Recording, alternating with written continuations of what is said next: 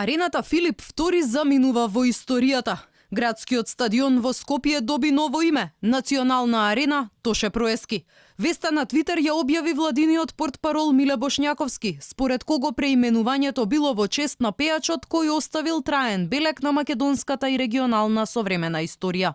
Утрово на редовната 129-та седница на владата донесовме одлука за преименување на стадионот во Национална арена Тоше Проески.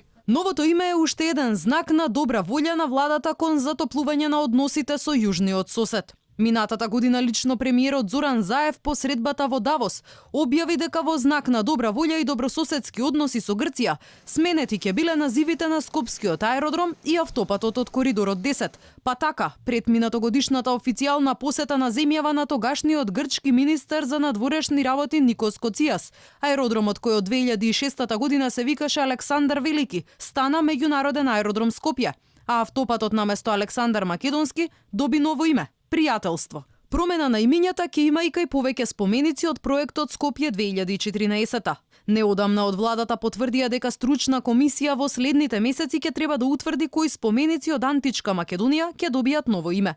За сега известно е дека пред споменикот Воин на конј ќе биде поставена табла на која ќе пишува Александар Македонски, дел од хеленската грчка античка историја.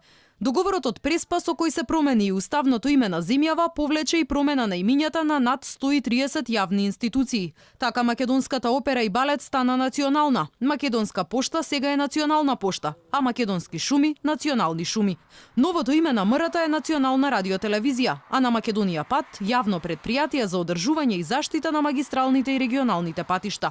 Музеот на ВМРО ќе се вика Музеј на македонската борба за самостојност. Исто остана само називот на Македонскиот народен театар. Новото уставно име беше додадено кај сите државни институции, судови и обвинителства, вклучително и владата, собранието и министерствата.